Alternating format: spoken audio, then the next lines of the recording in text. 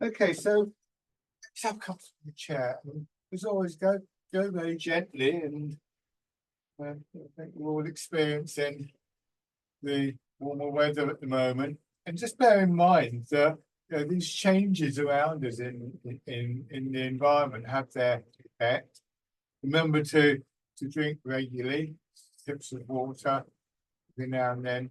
But recognise that you may feel a bit more sluggish, the circulation may be a bit slower, so on and so forth, due to the heat. So this initial opening section of the class, where you get a chance to just sort of assess how you are, is an important starting point.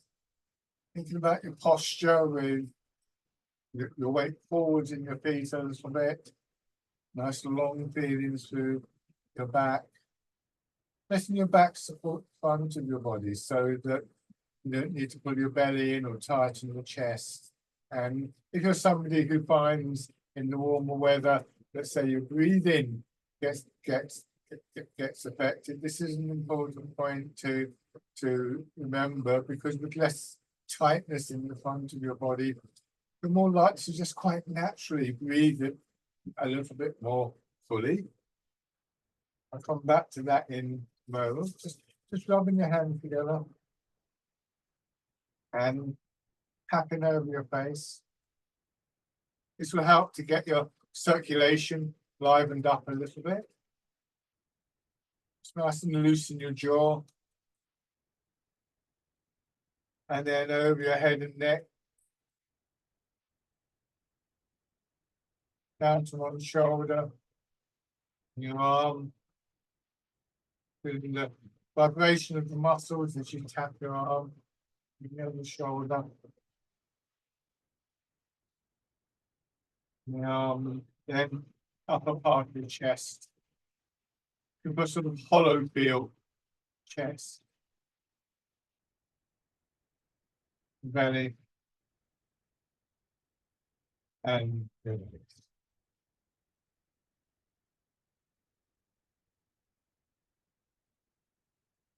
so just go into the reclining position. I say I'm going to stop using it every class, but I think it's a useful posture for thinking about the breathing. And because you're well supported and because you've got that feeling of your weight sinking down, you're more likely to release tightness in the front of your body. Place your hands on your belly, just sort of slightly below your navel.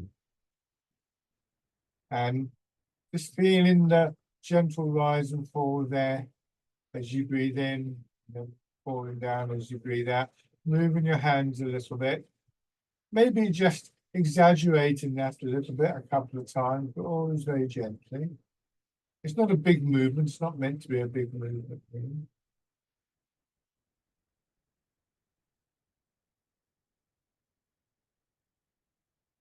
Do the same thing on the solar plexus. Probably get a little bit more movement here. And then taking one hand down, and what we're looking for is to feel that lower hand being pushed up slightly before the top hand as you breathe in.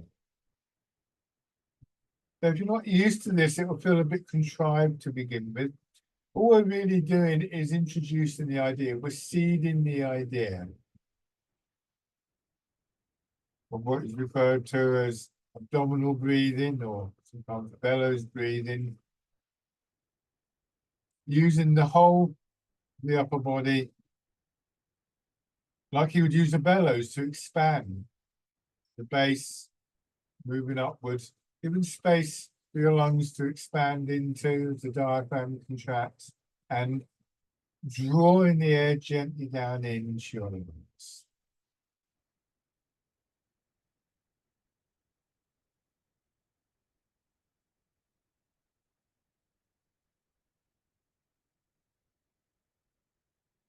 So coming back to the upright position, just recognizing you're not necessarily going to be able to reproduce that breathing in the upright posture, because chances are we sort of tighten up a little bit.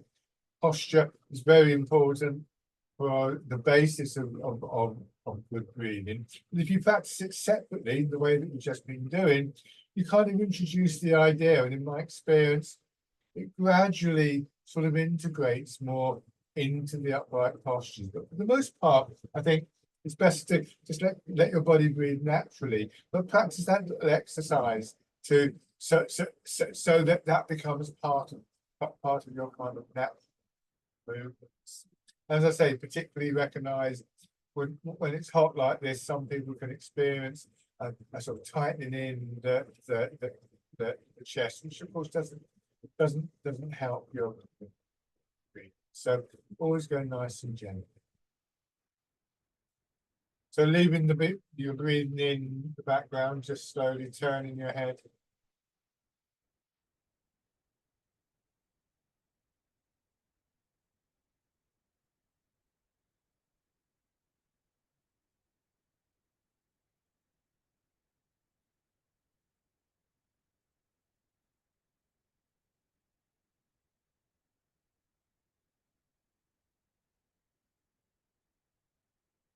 And then shoulders, hands in front of the shoulders. Overall, I think one of the characteristics of the postures that we take is that they should be allowing a sense of space for movement within your body. And of course, movement would include things like breathing and circulation.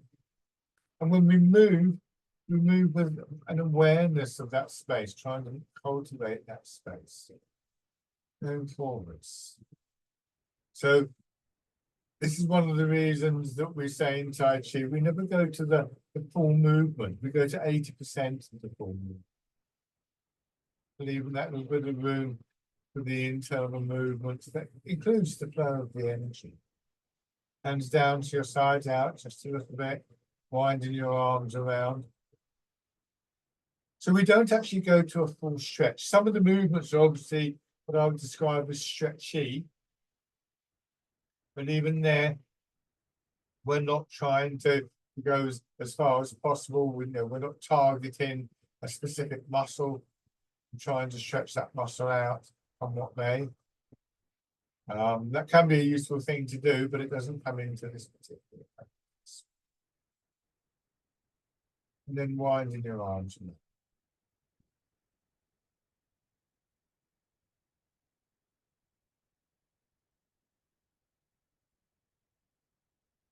And that level.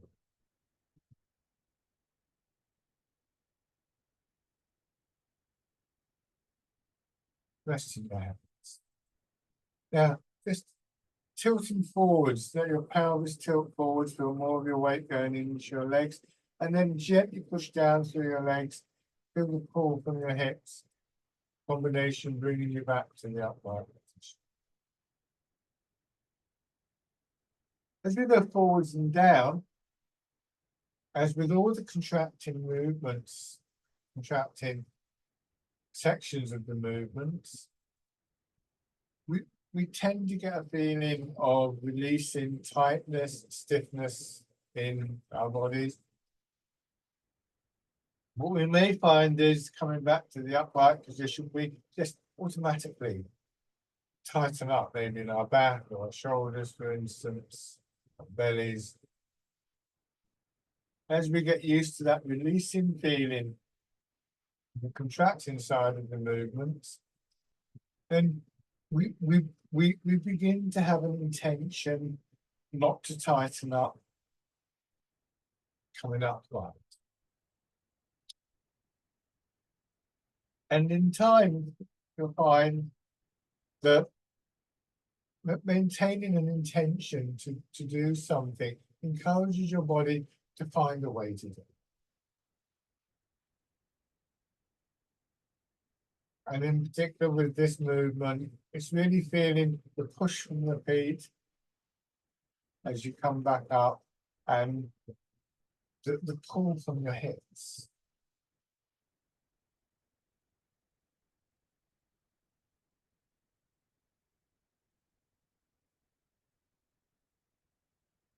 Now this time, when you come back, turn towards one leg So more of your weight going into this leg.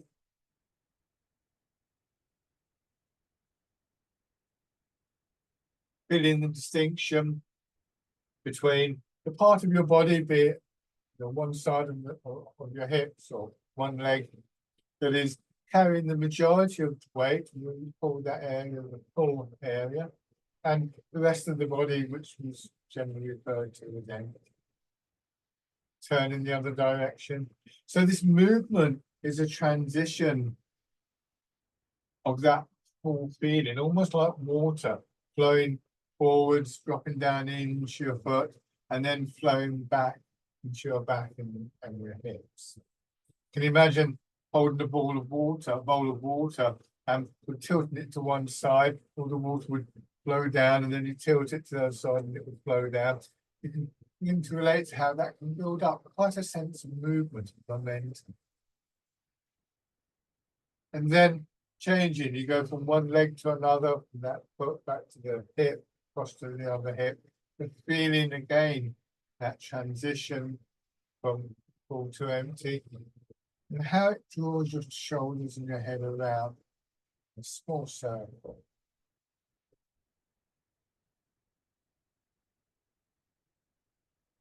Back the other way.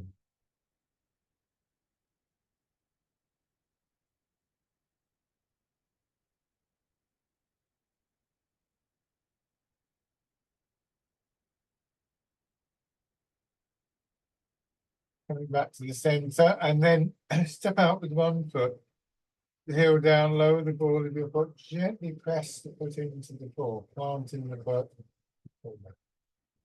Then overstep, keep the knee quite bent, let your leg extend and contract. And this time, having planted the foot, move your weight forwards and come back when you put in. Just to really emphasize that our movements begin with the movement in our feet. We easily overlook that. And then try and same thing on the other side. First of all, we've got what we call the empty step.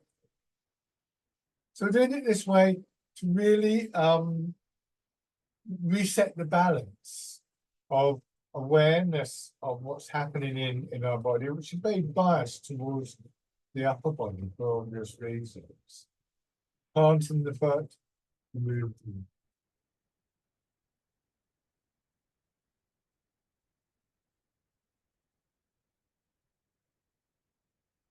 Begin to become more aware of the processes involved in taking a step, and then alternating from side to side, letting your body just shift across and turn that direction.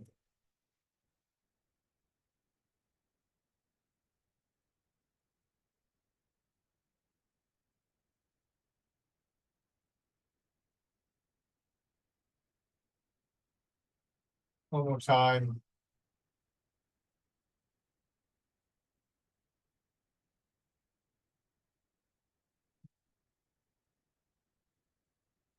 So now I'm trying to move as much as possible with the whole of your body as one unit, body and mind as one unit.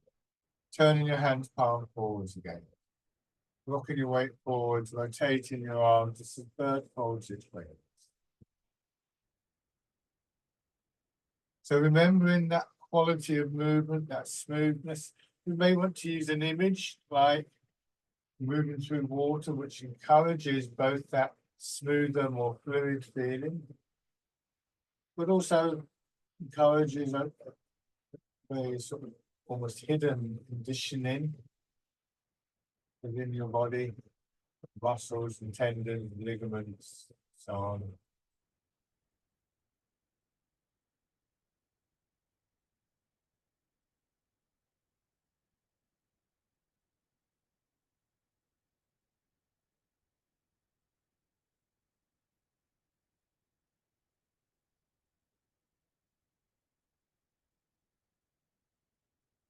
This time, leaving your hands facing back.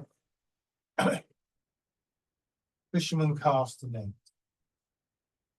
And my weight back in my hips as I go forwards, my shoulders going forwards, but my arms staying behind for a moment, and then swinging in a nice gentle curve, dropping down to the neck or legs, and then as you settle into your hips, your arms just swing past your hips. Again, that nice shallow curve, and then swinging through as your weight settles in. So it's worth recalling the saying that we use in Tai Chi, that the movement is rooted in the feet, and this is our weight dropping down through our hips and our legs into the ground, rooting down. Transmitted through our legs. There's various ways that can be understood, but this exercise is that transfer of the weight between feet and hips. Guided through the center part of your body. So here, your pelvis tilts. It's like there's a ball here that rolls towards your feet, and then the arms follow back. And finally, some kind of image.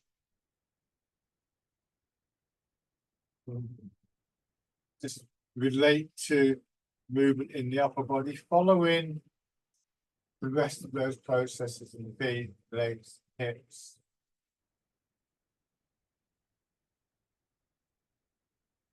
Nice steady rhythm through the upper part of your body.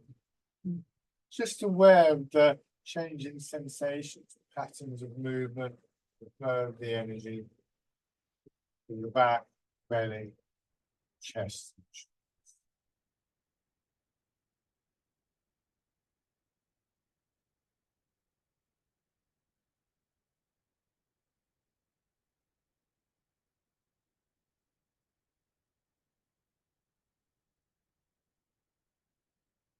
This time, leaving your arms out in front as you come back, and we'll draw them up. So you're rolling the ball towards your chest.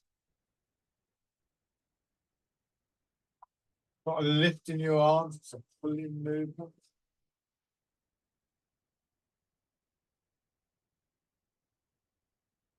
But if you imagine the ball in front of you, your arms are draped over. Actually, in the first instance, your shoulders go back, but your arms seem to extend out a little bit and then contract.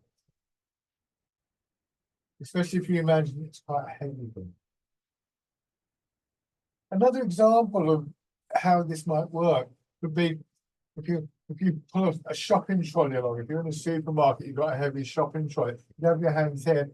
As you go back, you sort of pull first of all, and it wouldn't move, but then it would start to move. There'd be a little bit of resistance for a moment or two at the start.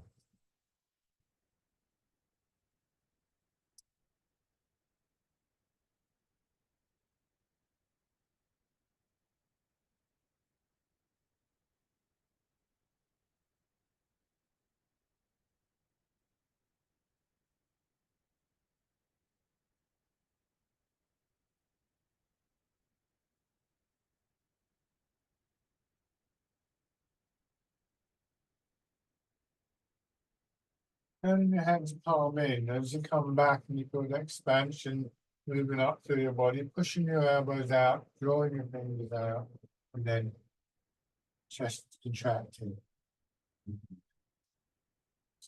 Vision skills. Nice. Gentle, expansive quality in your chest.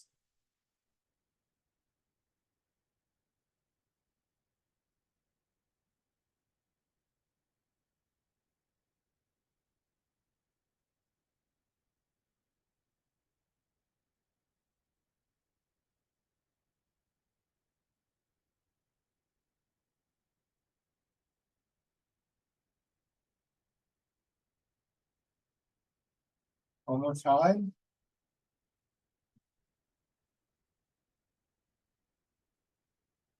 Then, and stay in line with your hips. Your elbows do go out a little bit, so there's still a bit of an opening and expansion in your chest, followed by a contraction. Your arms You bring your elbow in just before you go forward, let it drop down so your arm takes on this curved shape. And the movement pushes your elbow forwards, and that will swing your arms up. Try not to think in terms of pushing or lifting with your hands. It should be a nice, smooth, gentle movement. And in fact, from this position, your elbows coming in a little bit. If you wanted your arm to go straight, you'd have to do extra. You'd have to sort of flatten the hand out or something like that. Whereas if you just maintain the shape, it naturally curves. Pushing way.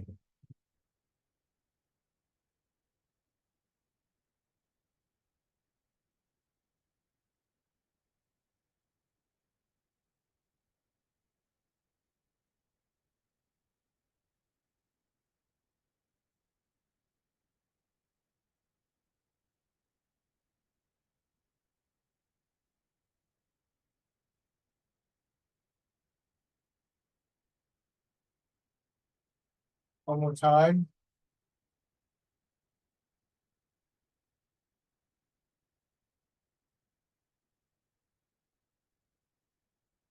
Uh, take a step on one side, plant the foot, and coming back. Putting the foot in, turn towards the other foot, let your weight shift across a little bit, and then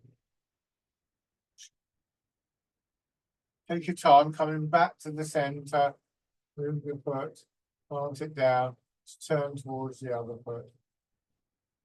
The foot leads, so you make sure your foot's in position before you attempt to move your weight. But what you may notice is that you're wanting to kind of get on with it with the hands. So what I would suggest is give yourself a moment here. Come back, plant the foot down, let your hips sink into the chair as you turn.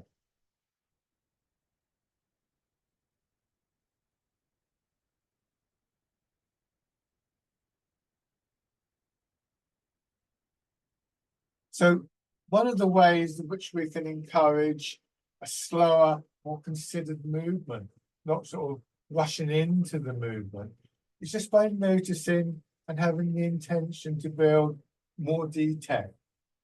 A lot of the rushing comes from our thoughts rushing ahead for one reason or another. You're not going to try and stop thinking, even if you could and you want to do that. What you can do is redirect your thoughts. So you might find yourself going, oh, I've got to push. But actually, what you want to do is just settle down, then take the step, then move on. So as we begin to notice more and more subtle elements to the movements, then that quality of calmness and slowing down in our minds really does begin to build. Last time.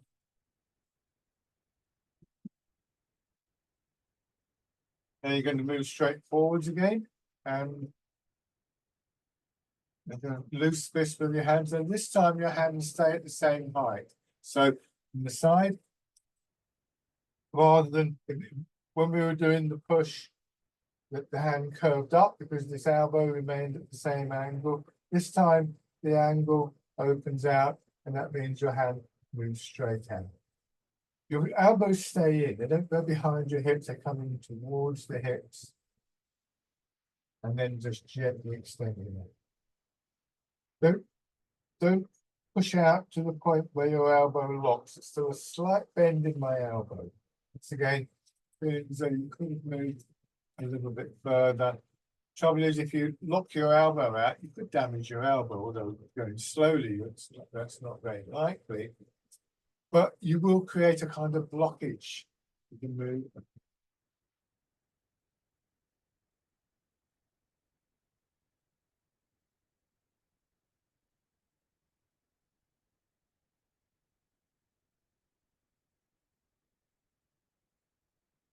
And then opening hands, winding out, coming back, hands curling in as your elbows come in once again.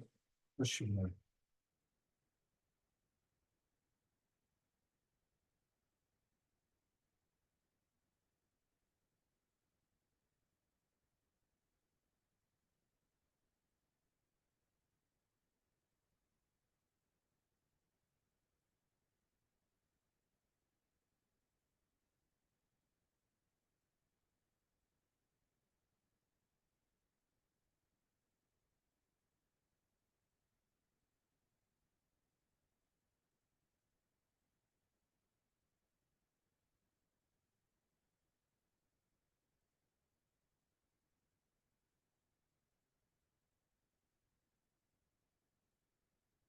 And then this time, using that circular movement in the center of the body that we did earlier, you turn, going forwards, got a gentle extension through your back and your spine, spreading out through your arms and your fingers. Swing back and just draw back. And then changing direction.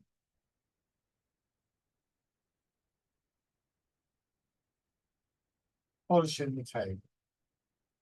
Once again, extending to this point of 80% of the full. Just feeling that gentle extension all the way through the back and sides and into your arms, and then track it.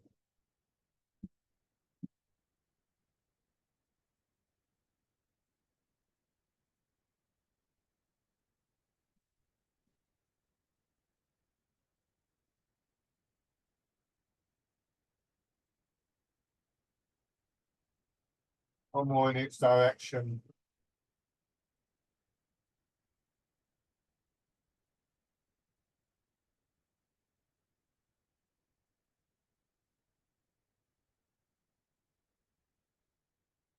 And then just rest. Now, obviously, it's a good thing to want to try and extend your range of movement, how far you're moving. And this idea of going to 80% of the full movement might appear to contradict that. One way that I think of that came from a friend of mine who's a physiotherapist in the Tai Chi player. And he talks about there being two limits, two boundaries to the movement. If I push a hand out to the side here and I'll lock it out, I'm stretching the muscles and so on, but I can't move any further. And it's quite tight. This is what he refers to as the hard boundary. If I go to here, I let the elbow drop just a little bit. This is the soft boundary. There's still an extension through that. And in Tai Chi, what we want to do is to work to that soft boundary. It would be nice if we can extend it out. Sometimes you can, sometimes you can't, but where you can, you should be able to. It's a bit like blowing into a bubble. If you blow too much into a bubble, you actually burst the bubble. So the furthest you can blow into the bubble is the soft boundary. You wouldn't be able to do it, but if you did that and then you were able to just touch the bubble, it would still be quite soft. It wouldn't be rock hard. And you've blown a little bit more and you're quite careful, and then suddenly it bursts and you have to go back and start all over again. It's a similar kind of process of just easing out and actually extending our range of movement, not by straining, but by releasing. This feeling I described that you get in the downward, inward, contracting movements, that sense of the muscles releasing, tightness, and so on and so forth. When I get to here, and that's the soft boundary.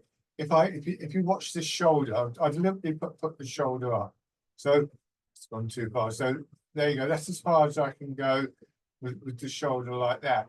But maybe watch what happens if I drop the shoulder down. My arm just extends out a little bit more, quite naturally, without me having to try. So using this idea of softening and releasing to help us to just gently extend out our range of movement. I'm talking about the muscles, but it applies to all the soft tissue.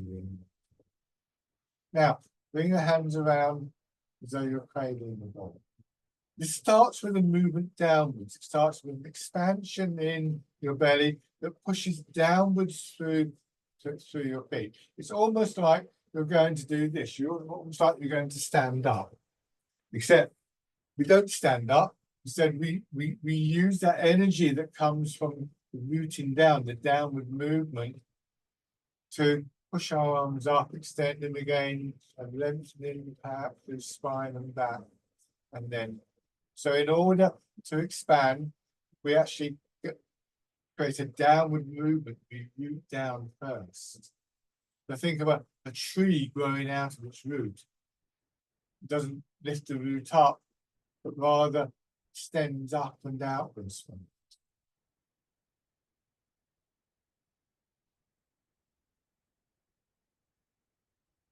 So that's the name of this exercise is rooting down because of that.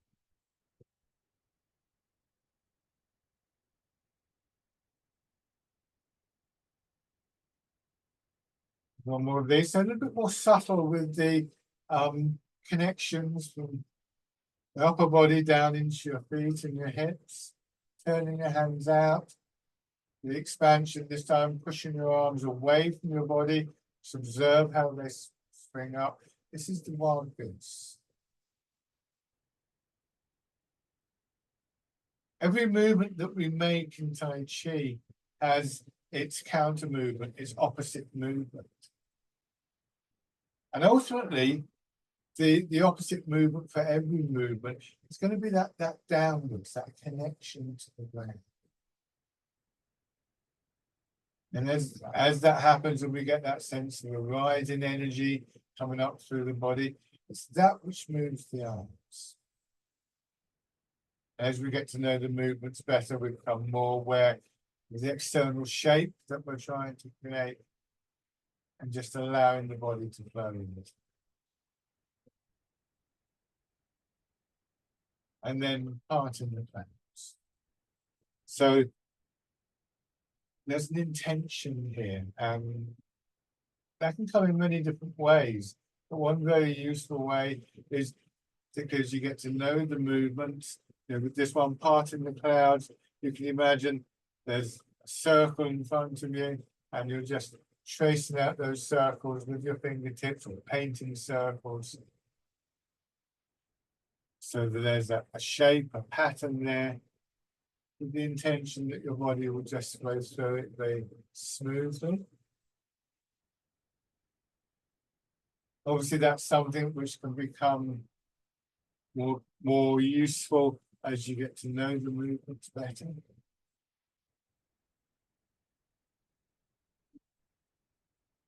It's one of the ways in which we find mind and body beginning to work together.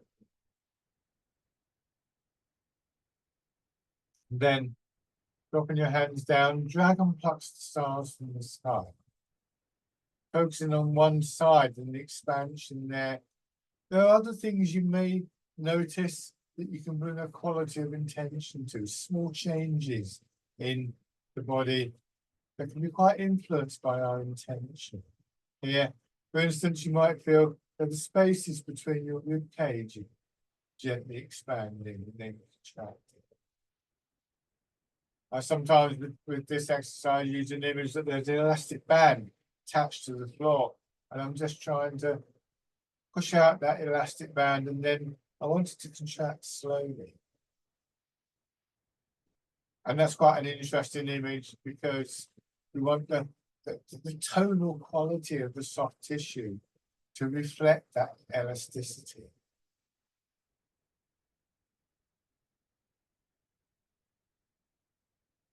Again, if you're finding an urge to rush, to move on quickly with the hands, the arms, once again, add another detail to this. Let your hand drop down, bring your attention to your belly, let your hips drop into the chair, and then it continue to pan over to the other side. I sometimes think of a wildlife documentary where the camera pans across a landscape, so we don't overlook the belly.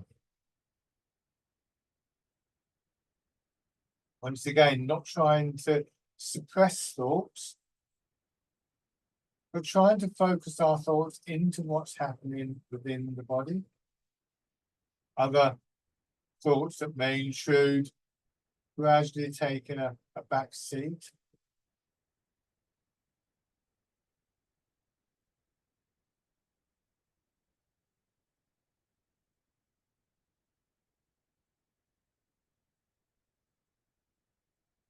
One more time.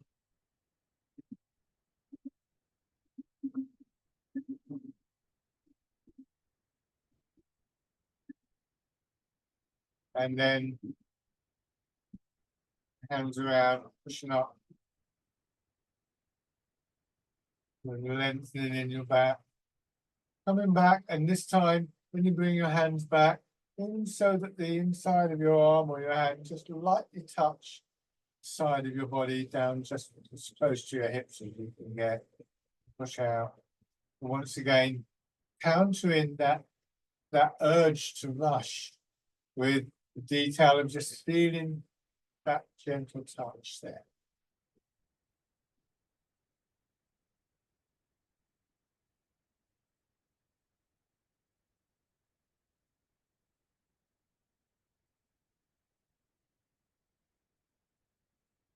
So our thoughts can be very useful. One of the reasons we wouldn't want to stop thinking is by doing this, by thinking about that contact with the center of the body, we become much more aware of the center.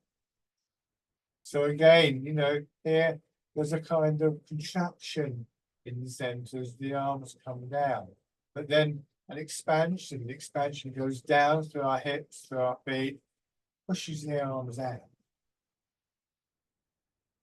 It's actually a very important part of the body. Part that sinks to the ground and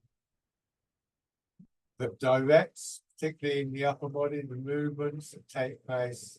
So for instance, this time, as you push your hands out, turn a little bit, and the turn in the center redirects your arms, and you come back. Getting used to the idea that this central part of the body is where you bring your attention to rest.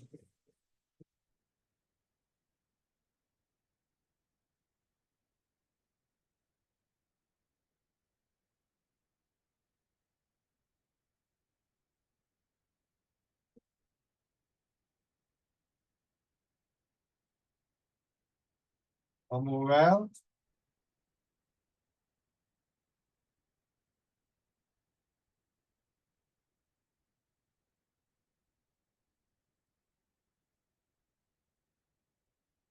Pushing in four directions.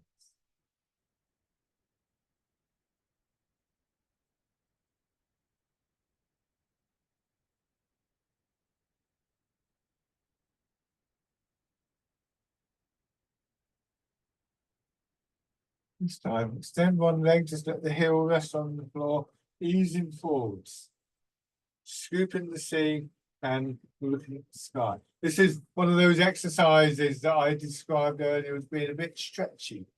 Obviously, there's an extension through your back, through the back of your leg, but your knees slightly bent, so your knees not locked back.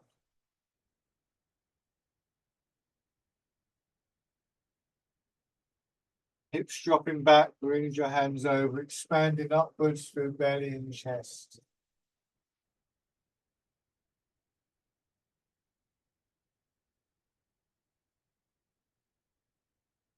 And then again, rolling your fingers into a hollow fist.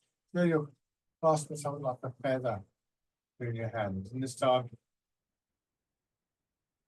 grasping the tiger's knees, lengthening upwards through your back and your spine, drawing your arms.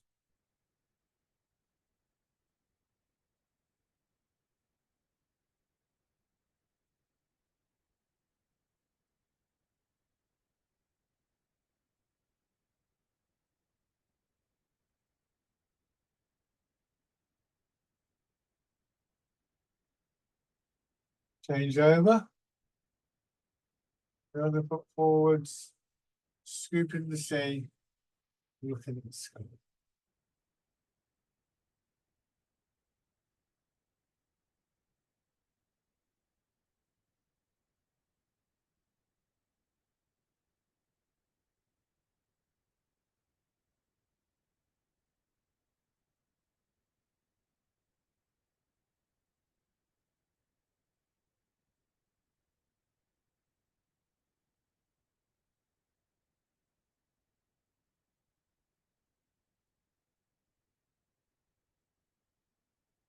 and then grasping the tiger's ears.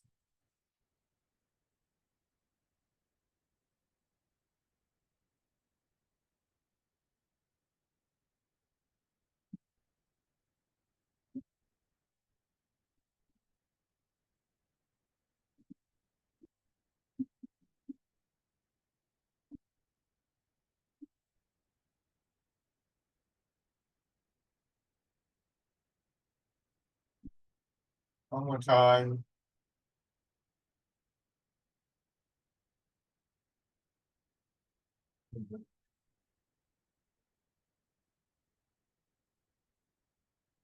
Yeah.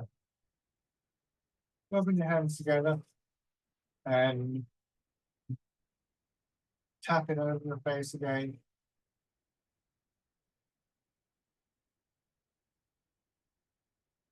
Over your head and neck.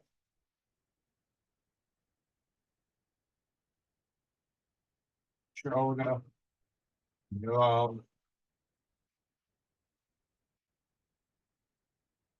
The other side. And the upper part of the chest.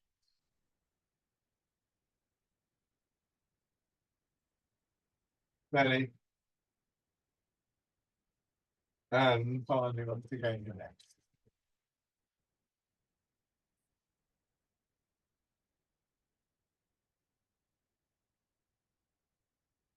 Pushing your heels up.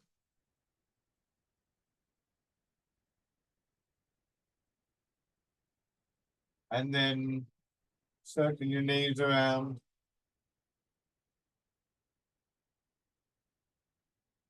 And back the other way.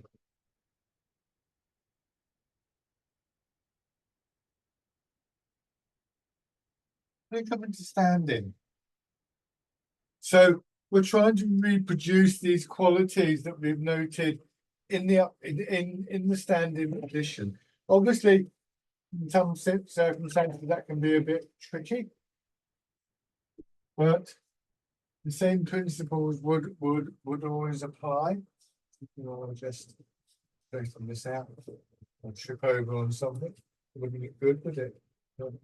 Standing with your feet hip width apart, toes pointing forwards or very slightly turned out, and show you from the side, just letting your hips drop back, the knees will bend a little bit, and then pushing you up. Now, I mentioned this idea in the chair that it's almost like you've got a ball in the center of your body here, and the ball gets compressed and then expands. Or you could imagine that you're straddling the ball, like one of these big blue balls you get in gyms. And as you sink down, the resistance of the ball becomes stronger and stronger, and then eventually it just pushes you up. So your body expands from the ground, contracts back in. And you bring your hands around for the standing version of rooting down, expanding and contracting. This time, turn your hands out and then go into the wild goose, again expanding and contracting, and then parting.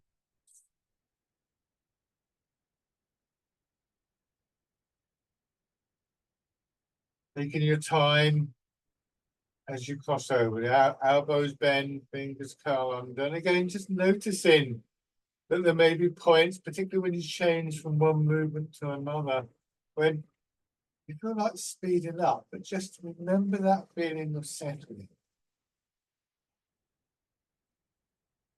And again, we may choose to notice detail. Your hands come down, and as they get to a point level with your hips, just curling under, cradling the ball, and then pushing up,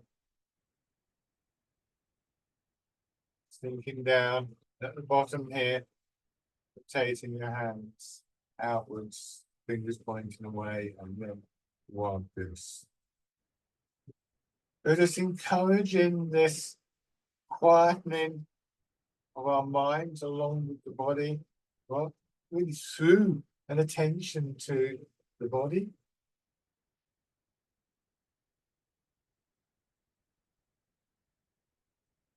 So this is to benefit of both mind and body.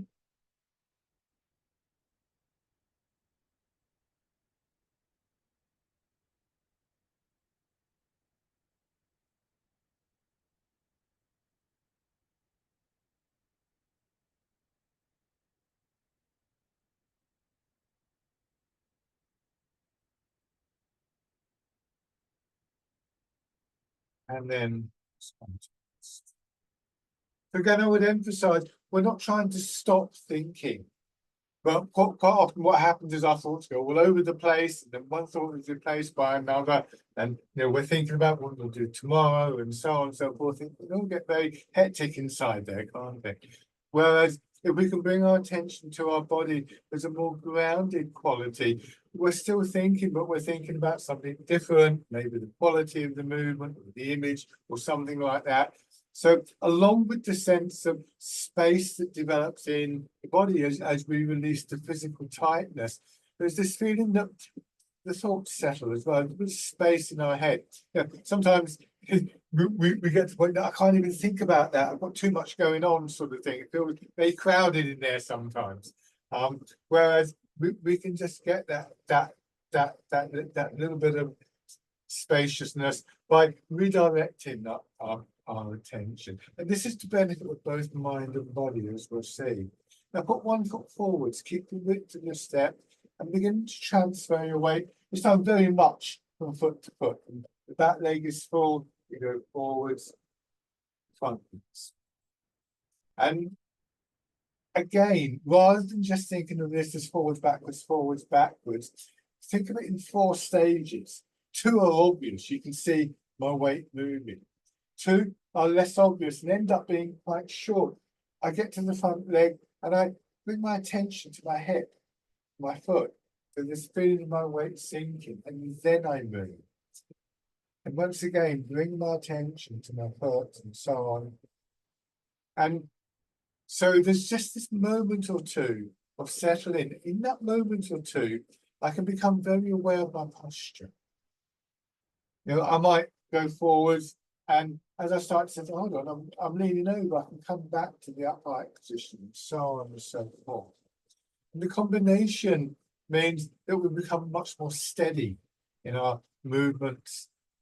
We're able to return to a more stable, more open posture, even if we've lost it a little bit, which we probably have in between.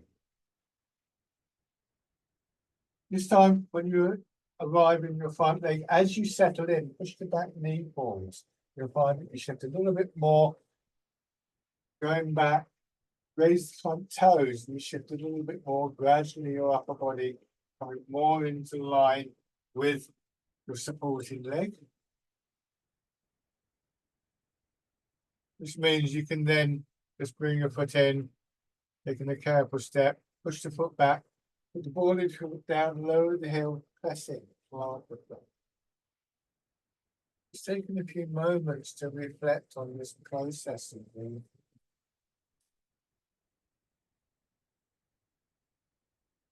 So Tai Chi uses everyday actions, everyday movements, which means that all these qualities of mind and body, in principle, in theory, are available to us at any point in our day. Just noticing how you're walking as you move from your living room to your kitchen, for instance. Shaking out. So there's lots of opportunities, both in the movements and in our daily lives, to just find that sense of being very settled in mind and body, so that it becomes more of a feature of our lives in that way. It's not something that we maintain the whole time in my experience, but we can get it back. Raising your toes and your hip. And as we practice this, that process of coming back becomes smoother. This does have an effect on our nervous system. It enables us to find the root of physical stability, calmness of mind when we most need it. stepping in. So the practice develops our body muscles, tendons, the ligaments, bones, and so on and so forth. It helps to establish this sense of the harmonious flow within the body, the movement of the energy. It also creates the pathways in which we can find these qualities of being rooted, of being still, being calm and spacious. This time, step through, either forwards or backwards, depending on where you have the space.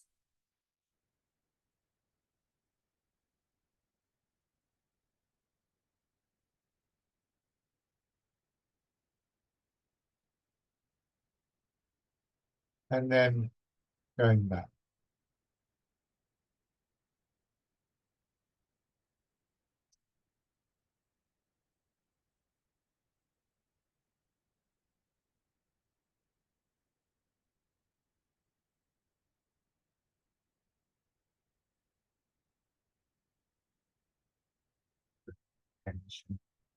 My first teacher, Bronwyn Hipkin, used to say quite often that we'd find ourselves sort of standing like this in the supermarket queues.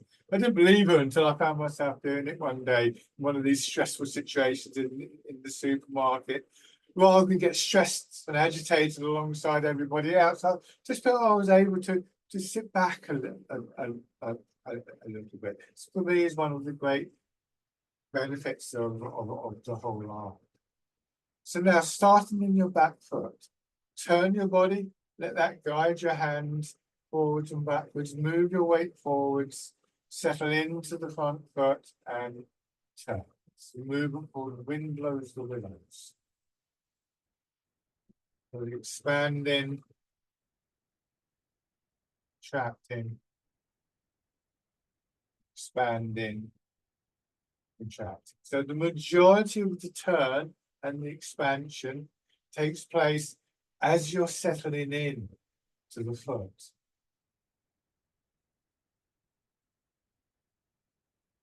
We just learn this quality, referred to as the stillness within the movement, isn't an optional extra beyond movement. It's actually an essential component alongside the movement. It enables the movements.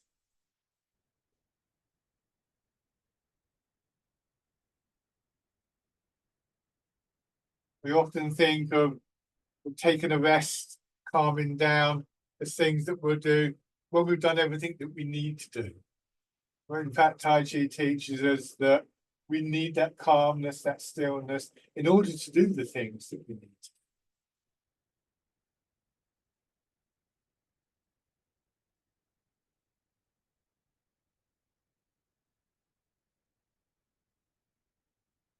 do. Good. Okay. And then your other foot forwards, starting in the back foot, you settle in, turn. It's the turn in the center of your body once more that guides the direction of your arms. Try not to twist up in your back or your shoulders. Wind blows the windows.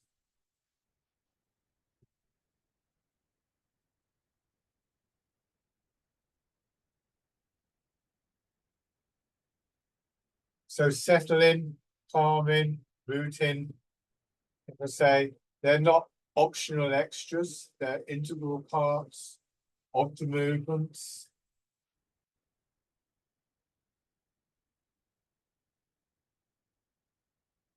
This time, we're going to incorporate this with the stepping. So again, either forwards or backwards, bring the foot in. This is dragonfly skins the water, planting the foot in.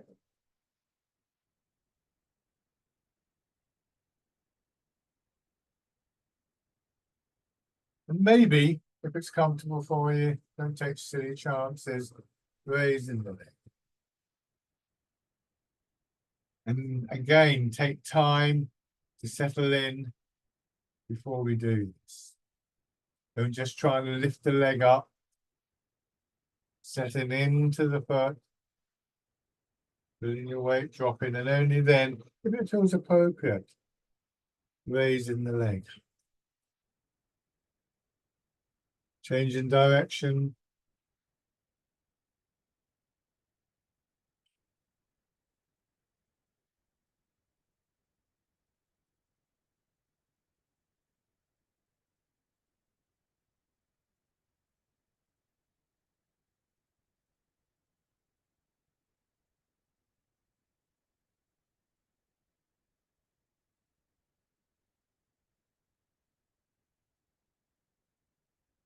And then bring it. Go back to your chest. So you could argue that actually, but even though it's a very dynamic art, it's that quality of stillness that enables us to do these movements. And that stillness is related to the rooting down, to the awareness of our posture, to the settling of our thoughts, and so on and so forth. It's also very easily lost, as we know all too well in our lives. So this last exercise is an exercise in and coming back. Sporting Grace Tiger return to mountain, hands dropping down. And first of all, let your hips sink down and then feel the expansion up through your body, pushing your arms away. Bring them around as though you're going to hold a ball against your chest. Feel your hips drop, feel your shoulders drop, drawing your hands in and just return. Tiger's said to be just everyday life in all its ups and downs, and agitations and successes and failures. The mountain is one of these images that we use that encapsulates this quality of the posture, very open, spacious, but also very strong, very rooted. So it's a useful exercise just to reflect on what it is that helps you to come back. And perhaps more specifically, what would be most useful to you? Sort of like this afternoon when you're in the supermarket, or I don't know, whatever it is that feels as though it's a little bit disruptive. And just for a moment, you can benefit from that feeling of settling. Just getting a little bit of space in your body, a little bit of space in your mind. So whatever image, sensation in your body, whatever idea is most immediate to you.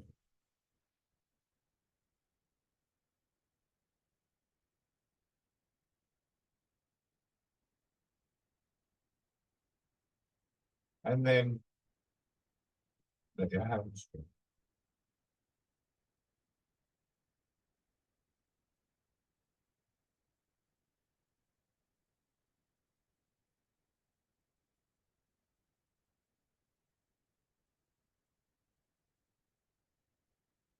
Lovely.